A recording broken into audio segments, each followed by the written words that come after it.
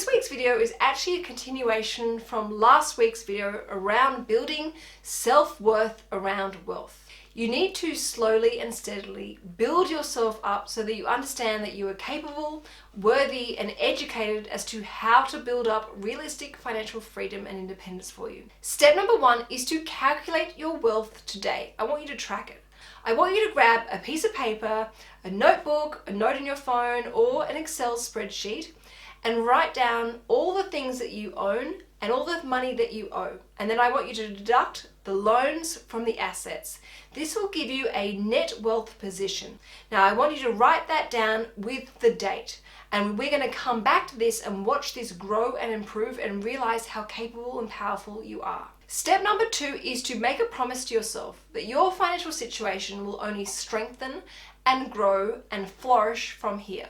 Those bad habits and those mistakes and those errors are done. You are drawing a line in the sand. It's a fresh start from you, and your financial wealth and net worth is only going to grow and improve from here, from this moment on. Step number 3, when you're working on your financial goals, whether it be, say, hustling up some extra cash by doing the $1,000 project or working extra overtime to bank some more cash in your account, I want you to always come from a place of self-love. Don't beat yourself up or be mean to yourself or bully yourself.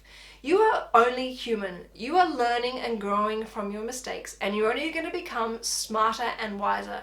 And in due course, you'll look back on those errors and realize they were actually blessings in disguise because they taught you really valuable and important lessons. So when those times come where you have to roll up the sleeves and put in some good hard old elbow grease, don't beat yourself up, don't be mean, but actually realize you are doing a good thing for yourself and for your family and for your future. This is all coming from a place where you respect yourself and only want a better future. Step number 4 is to create your own definition of wealth. What I would define as wealthy is very different to what the person sitting next to you would define as wealthy versus what your parents would define as wealthy. You need to come up with your own definition of wealth.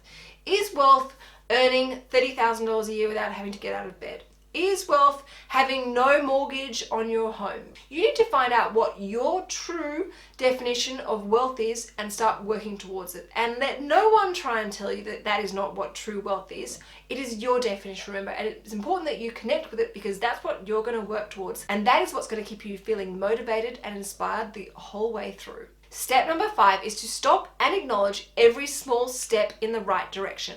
Now, in step number 1, where I talked about having ideally that Excel spreadsheet or note as to what your net wealth is and the date, I want you to regularly go back and update that Excel spreadsheet. But don't delete your old financial assets and liabilities. I just want you to add a quick snapshot as to where they're at now. So if you've paid off some of those debts, you make sure they're now 0 so you can realize and acknowledge the progress you're making. This way, you can actually do the total again and see how your net wealth financial position has grown since that date, say 2 months ago. This gives you the sensation of progress, and progress is what makes us keep going.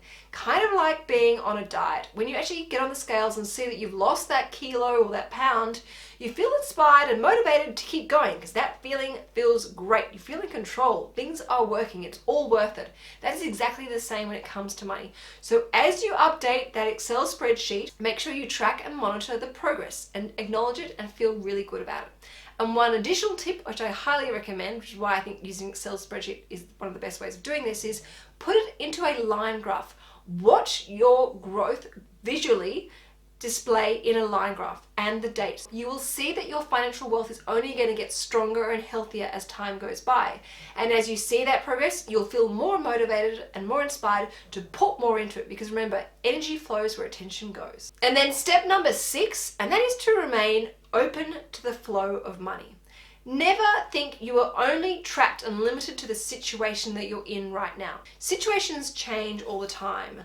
My situation has changed dramatically since starting up my YouTube channel, for good and for bad. Always be open to the flow of money. Just the other day when I was looking and thinking about the $1,000 project and thinking I'm running low on ideas and scratching my brain to hustle up some extra cash, I randomly met a really lovely woman from a company called Designer X, and she told me about her business where she helps girls rent out their designer dresses as a rental business. And she said she's got so many girls with beautiful dresses making incredible cash on the side by renting out their items. And she actually created a platform that enables people to do this in a safe and secure manner. Now that is amazing. If I hadn't been open to meeting new people and talking to people about my journey and the $1,000 project and listening to what this person had to say, I would have never been given this idea or inspiration. So always be open to the flow of money. And you might have a little hobby or side business that you think just brings in a little bit of cash.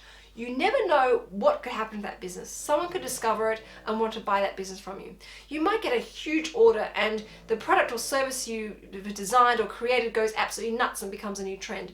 You have no idea as to the magic that the universe holds for you in your future.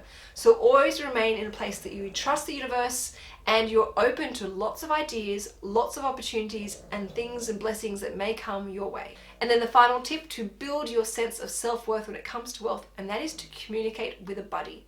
Have someone in your life, whether it be your partner, your best friend, your parents, godparents, neighbor, someone that you trust and admire, and share with them your feelings about wealth. Communicate how you're feeling, even if it's negative, because they can help you snap you out of that mindset and make you realize how incredible you are. Now, of course, hopefully my channel, I'm one of those buddies for you, helping you realize the magic and the amazingness that exists within you. But have someone who you communicate. You communicate your feelings around wealth so that you can grow and improve and make them more healthy, but also communicate your financial goals and communicate the steps that you're taking to build your wealth. And even if you feel trusting in this person enough, share with them that Excel spreadsheet where you make yourself accountable. You say to this person, this is where I stand financially right now, this is where I want to be in the future, and this is how I'm tracking and monitoring my progress. Now, that may sound a little bit crazy and silly to you right now, but this is what I do for a living, and this is exactly what financial planners and financial advisors do for a living.